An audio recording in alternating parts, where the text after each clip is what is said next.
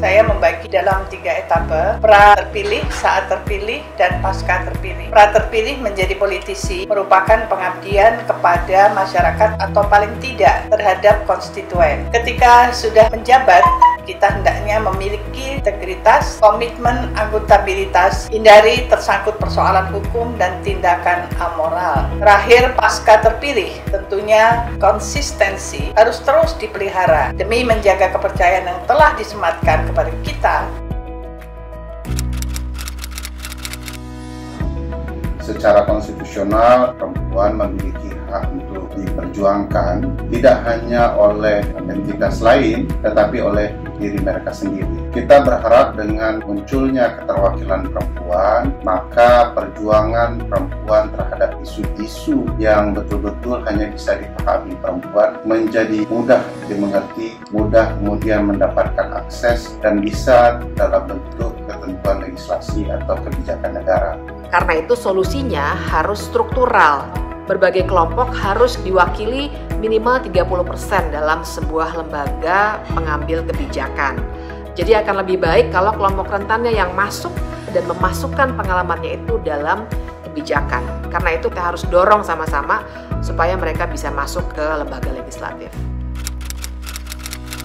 Yang paling penting adalah memang regulasi. Dengan kondisi hari ini, adanya keterwakilan perempuan 30% di pemilu itu juga sudah tepat. Tapi yang paling penting menurut saya adalah proses seleksi di partai politik, di mana kerap kali politisi perempuan tidak mendapat posisi yang baik untuk bisa dapat terpilih. Strategi yang paling penting untuk kemudian didorong kepada partai politik untuk dapat memastikan keterpilihan caleg-caleg perempuan yang tentu saja punya kapasitas dan juga pengetahuan untuk bisa mewakili rakyat di kemudian hari.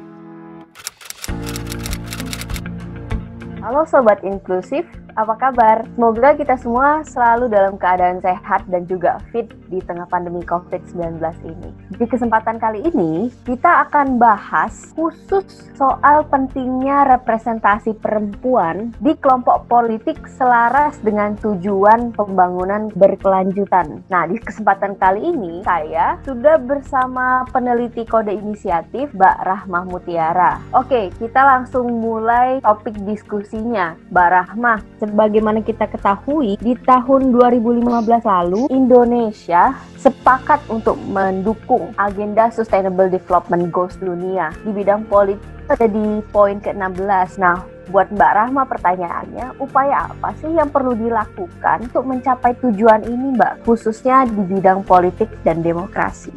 Oke, di sini saya akan berfokus pada subpoin 16.7. Upaya untuk menciptakan suatu jaminan tersebut dapat dilakukan langsung melalui lembaga pembuat kebijakan itu sendiri. Dalam konteks Indonesia ialah parlemen atau lembaga legislatif. Kemudian, untuk mencapai suatu tujuan inklusif, maka aktor pembuat kebijakan itu harus juga mencerminkan suatu representatif dari setiap kelompok, sehingga tidak ada suara kelompok-kelompok yang tertinggalkan dalam proses pembentukan kebijakan. Dalam hal ini, upaya yang dapat kita lakukan ialah keterwakilan kelompok rentan yang memadai di dalam parlemen. Khususnya pada bahasan kala ini ialah kelompok perempuan itu sendiri. Seperti yang kita tahu nih Mbak Vio, memang faktanya di Indonesia sendiri keterwakilan perempuan di parlemen ini masih rendah. Ini dapat dilihat juga dari presentasi keterpilihan perempuan di setiap tahun pemilunya yang masih kecil angkanya. Dari pemilu tahun 99, jumlah keterpilihannya hanya 9%. Pemilu tahun 2004, jumlah keterpilihannya hanya 11,8%. Dan pemilu 2009, jumlah keterpilihannya ini meningkat 17,86%, namun di pemilu 2014 jumlah keterpilihannya menurun kembali menjadi 17,1%. Sedangkan di tahun 2019 pemilu kemarin ini, jumlah keterpilihan perempuan ini paling tinggi, ada di 20,52%. Namun kita bisa bandingkan angka keterwakilan perempuan di parlemen dengan negara-negara lain yang indeks demokrasinya mirip dengan Indonesia. Berdasarkan data Inter-Parliamentary Union, salah satunya Filipina yang memiliki 28% perempuan di parlemennya. Bahkan Meksiko itu sendiri memiliki 48,2% perempuan di parlemen. Dibandingkan dengan Indonesia, kita masih ada di peringkat 105 dari 193 negara di dunia. Ketika melihat data tersebut, kita bisa tahu bahwa memang Indonesia ini masih minim sekali. Jumlah perempuan di parlemen belum mencapai angka untuk mempengaruhi kebijakan, yakni minimalnya ialah 30% ya. Oke, Mbak Rahma. Tadi Tadi Mbak Rama sudah menyampaikan representasi perempuan di parlemen dalam angka. Nah, pertanyaannya yang selanjutnya adalah kenapa sih kelompok rentan ini, khususnya perempuan, jadi penting untuk terlibat dalam pengambilan kebijakan politik? Jawabannya sederhana, agar pengambilan kebijakan publik lebih inklusif, representatif, serta menghasilkan kebijakan yang perspektif gender, khususnya dalam hal ini perempuan. Jika melihat pada implikasi nyatanya, kita dapat melihat pada rancangan undang-undang yang ada di dalam Prolegnas 2020 hingga 2024, yang memang beberapa rancangan undang-undang ini bersinggungan dengan kelompok perempuan, seperti salah satunya RUU Penghapusan Kekerasan Seksual, yang bahkan sejak periode lalu tak kunjung disahkan dan bahkan dikeluarkan dari Prolegnas Prioritas 2020. Apa sih implikasinya dari ini? Jika kemudian perempuan di dalam parlemen ini mencapai jumlah yang diharapkan, setidaknya suara mereka menjadi lebih kuat untuk menyuarakan dan mengambil langkah strategis terhadap RUU yang bersinggungan langsung dengan isu gender, dalam hal ini perempuan. Oke, sebenarnya sudah sejauh mana sih pemerintah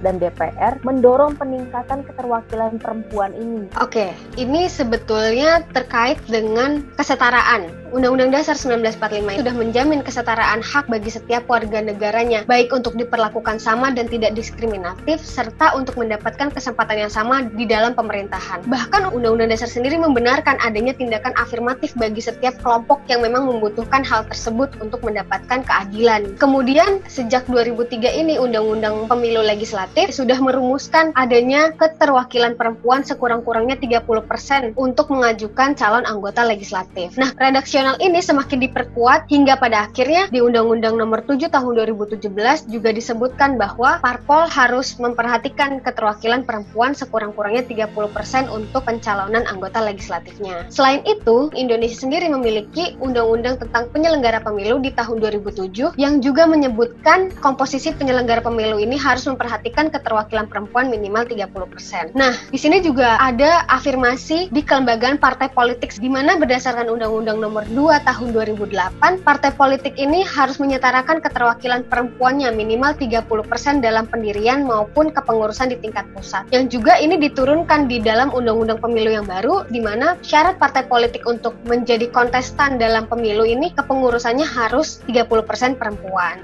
Oke, terima kasih Mbak Rahma. Tetapi kalau kita sandingkan dengan data-data keterwakilan perempuan tadi, nampaknya masih ada persoalan ya Mbak terkait dengan keterwakilan perempuan itu sendiri. Jadi sebetulnya apa sih Mbak yang jadi hambatan yang serius selama ini? Kami memetakan ada 5 problem keterwakilan perempuan yang kami temukan dari berbagai sumber. Antara lain yang pertama ialah keterwakilan perempuan di parlemen ini belum mencapai angka ideal 30% untuk mempengaruhi kebijakan. Nomor 2 ini terkait dengan normatif. Undang-Undang Pemilu sendiri belum sepenuhnya berpihak kepada perempuan. Seperti misalnya, tidak ada aturan yang mewajibkan partai politik untuk menempatkan caleg perempuan di nomor urut paling atas yang memiliki peluang keterpilihan lebih tinggi. Nah, kemudian selanjutnya, perempuan yang dicalonkan itu masih sebatas untuk memenuhi administrasi syarat pencalonan saja. Kemudian, minimnya pendidikan politik dan hukum kepemiluan kepada caleg perempuan yang akan berkontestasi. Hal ini nantinya akan berpengaruh pada elektabilitas caleg perempuan itu sendiri. Kemudian yang terakhir, tidak adanya usulan konkret sebuah kebijakan afirmatif terhadap kepentingan perempuan dari koalisi perempuan parlemen hingga saat ini. Oke, dari kode inisiatif dan juga kemitraan sendiri, upaya apa Mbak yang bisa dilakukan untuk menjawab dan menyelesaikan problematika dalam tataran hukum dan juga di lapangan? Kami memetakan beberapa upaya yang sudah dilakukan dan juga rekomendasi serta tawaran kebijakan afirmasi untuk kelompok perempuan. Nih, upaya yang pertama yang sudah dilakukan di Indonesia ini ialah Undang-Undang Pemilu sudah mengatur terkait dengan zipper system bahwa setiap 3 bakal calon terdapat sekurang-kurangnya 1 orang perempuan. Dan upaya yang kedua yakni kewajiban 30% dalam pencalonan setiap anggota legislatif yang juga ini sudah tercermin dalam kebijakan Undang-Undang Pemilu. Kemudian upaya yang bisa dilakukan lainnya ialah menerapkan kuota atau jatah kursi yang memang khusus diperuntukkan bagi perempuan di parlemen. Misalnya, jika laki-laki dan perempuan memperoleh suara yang sama, maka yang berhak duduk ialah perempuan. Upaya ini memang belum diterapkan di Indonesia, namun bisa menjadi suatu dorongan kebijakan baru agar keterwakilan perempuan ini tercapai dengan maksimal. Kemudian yang terakhir, kami juga menawarkan beberapa kebijakan yang bisa meningkatkan keterwakilan perempuan di parlemen. Yang pertama ialah adanya pembiayaan afirmasi bantuan keuangan partai politik untuk pendidikan politisi perempuan. Kemudian yang kedua, diadakannya suatu bantuan hukum khusus calon legislatif perempuan dalam proses kontestasinya di dalam pemilu. Seperti itu, Mbak Vio. Mbak Rahma tadi sudah menjelaskan secara rinci bagaimana pentingnya partisipasi kelompok perempuan dalam politik untuk menciptakan demokrasi yang inklusif, responsif, partisipatif, dan juga representatif. Nah, Sobat Inklusif, sekarang gimana pandanganmu tentang topik ini? Sampaikan perspektifmu di kolom komentar kami. Jangan lupa juga